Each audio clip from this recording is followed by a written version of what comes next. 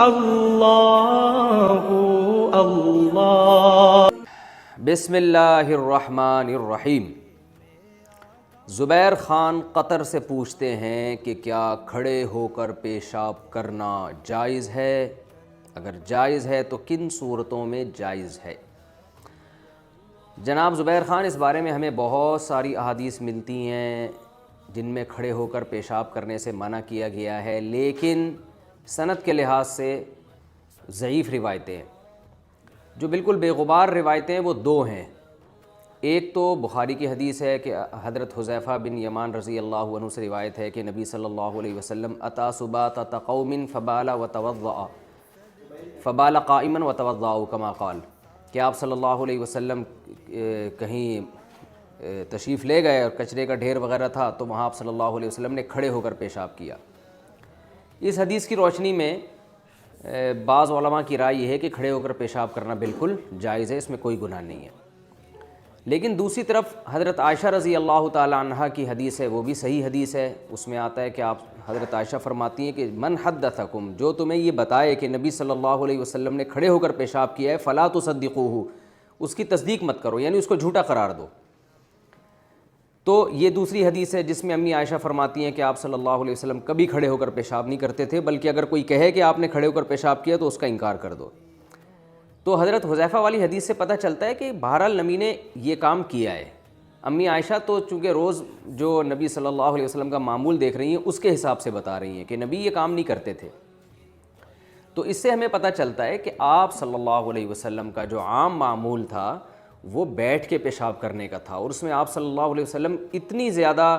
تاکید سے اور اتنی پابندی سے بیٹھ کے پیشاب فرمایا کرتے تھے کہ امی عائشہ کو یہ گمان ہوا کہ یہ کبھی ہو ہی نہیں سکتا کہ نبی کھڑے ہو کر پیشاب کریں گے، تبھی تو کہہ رہی ہیں کہ جو یہ کہتا ہے اس کا انکار کر دو۔ تو اس سے پتہ چلتا ہے کہ اصل سنت اور اصل ادب یہی ہے کہ بیٹھ کے پیشاب کیا جائے۔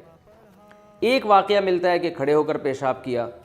تو کبھی بھی ایک واقعے کو اصول نہیں بنایا جاتا۔ اصول ہمیشہ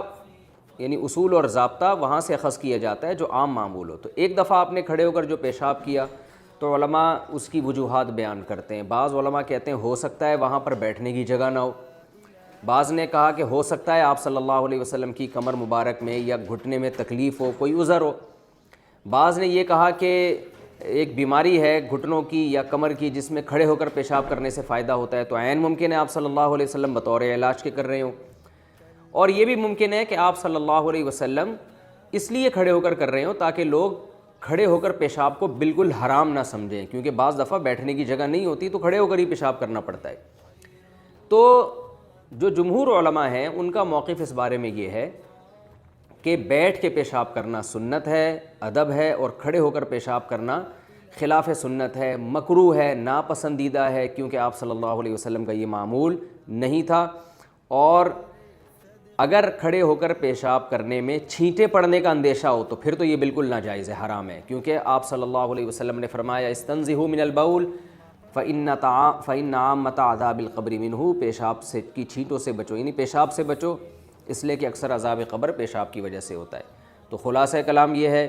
کہ کھڑے ہو کر پیشاب کرنا مکروہ ہے، ناپسندیدہ عمل ہے،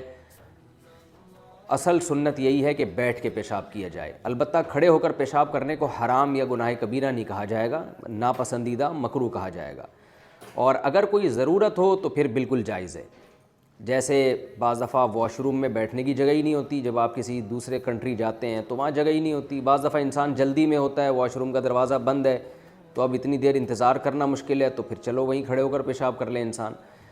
تو کوئی عذر ہے تو بالکل جائز ہے، اور اگر کوئی عذر نہیں ہے تو پھر بہرحال مکروہ ناپسندیدہ ہے یہ عمل۔ باقی اس بارے میں اور بھی بہت ساری روایتیں ہیں۔ حضرت عمر سے مروی ہے کہ میں جب سے اسلام لایا ہوں میں نے کھڑے ہو کر پیشاب نہیں کیا، لیکن حضرت عمر سے ایک دفعہ کھڑے ہو کر پیشاب کرنے کی روایت بھی ملتی ہے۔ تو باقی جو روایتیں ان میں دونوں طرح کی روایتیں ہمیں ملتی ہیں۔ تو یہ دو حدیثیں بالکل بے غبار ہیں، ایک کہ نبی صلی اللہ علیہ وسلم نے کھڑے ہو کر پیشاب کیا، حضرت حذیفہ اس حدیث کے راوی ہیں، لیکن ایک واقعہ ملتا ہے، اور دوسرا امی عائشہ جو آپ کی زوجہ ہیں، جو آپ کے حالات زیادہ جانتی ہیں، وہ بتاتی ہیں کہ نبی صلی اللہ علیہ وسلم ایسا نہیں کرتے تھے۔ تو اس لیے علماء نے دونوں میں تطبیق دی ہے، اور تطبیق اسی طرح سے دی ہے کہ کبھی کسی عذر سے ہو جائے تو بالکل جائز ہے، بلا عذر یہ کام ناپسندیدہ ہے،